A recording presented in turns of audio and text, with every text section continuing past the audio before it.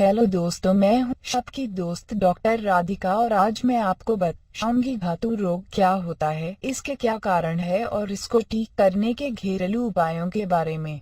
इससे पहले दोस्तों, अगर आपने मेरे चैनल को सब्सक्राइब नहीं किया है तो प्लीज इसे सब्सक्राइब कर ले ताकि आपके पास मेरी हर वीडियो पहुंच सके। सब्सक्राइब करने के लिए आपको क्या करना है कि ये जो लाल बटन वीडियो के नीचे दिखाई दे रहा है उसको प्रेस करना है। दोस्तों, आपके किसी भी प्रकार के सेक्स संबंधी या किसी अन्य बीमारी से संबंधित कोई भी सवाल है तो आप मुझे कमेंट बॉक्स में या फिर मेरे व्हाट्सएप नंबर पर बताएं। धातु गिरने को ही धातु रोग कहते हैं। धातु रोग का अर्थ होता है कि व्यक्ति के वीर्य का मूत्र के साथ निकल जाना, इसे ही धातु रोग कहते हैं। धातु के गिरने को शुक्र मेह भी कहा जाता है। धातु गिरना ये होता क्यों है और इसके लक्षण। जब भी किसी पुरुष के मन में काम या सेक्स की भावना बढ़ जाती है तो लिंग अपने आप ही कड़ा हो जाता है और उसका अंग उत्तेजना की अवस्था में आ जाता है। इस अवस्था में व्यक्ति के लिंग से पानी के रंग के जैसी पतली लेस के रूप में निकलने लगती है। लेस बहुत कम होने के कारण ये लिंग से बाहर नहीं आ पाती है। लेकिन जब व्यक्ति काफी अधिक देर तक उत्तेजित रहता है तो ये लेस लिंग के मुंह के आगे आ जाती। आज के युग में अनैतिक सोच और अश्लीलता के बढ़ने के कारण आजकल युवक और युवती अक्सर अश्लील फिल्में देखते और पाते हैं तथा गलत तरीके से अपने वीर्य और रज को बर्बाद करते हैं। अधिकतर लड़के लड़कियां अपने ख्यालों में ही शारीरिक संबंध बनाना भी शुरू कर देते हैं, जिसके कारण उनका लिंग अधिक देर तक उत्तेजना की अवस्था में बना रहता है और लेस ज्यादा मात्रा में बहनी शुरू हो जाती है। और ऐसा अधिकतर होते रहने पर एक वक्त ऐसा भी आता है जब स्थिति अधिक खराब हो जाती है और किसी लड़की का ख्याल मन में आते ही उनका लेस वीर्य बाहर निकल जाता है और उनकी उत्तेजना शांत हो जाती है।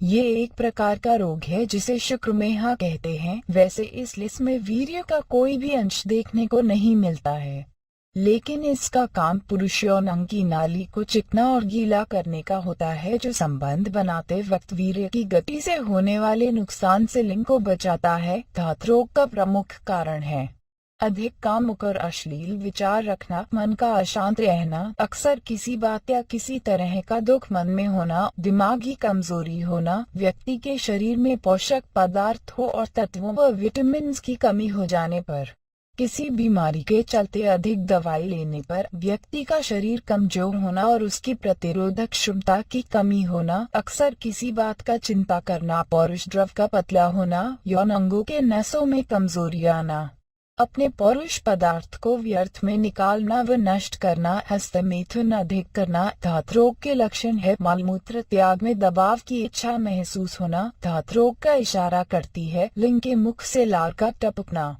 पौरुष वीर्य का पानी जैसा पतला होना, शरीर में कमजोरी आना, छोटी सी बात पर तनाव में आ जाना, हाथ पैर या शरीर के अन्य हिस्सों में कंपन या कपकपी होना, पेट रोग से परेशान रहना या साफ न होना, कब्ज होना, सांस से संबंधित परेशानी, श्वास रोग या खांसी होना, शरीर की पिंडलियों में दर्द होना, कम या अधिक चक्कर आना, शरीर में हर समय थकान महसूस करना, चुस्ती फुर्ती का खत्म होना, मन का अप्रसन्न रहना और किसी भी काम में मन न लगना इसके लक्षणों को दर्शाता है। धातु रोग के आयुर्वेदिक उपाय। गिलोय।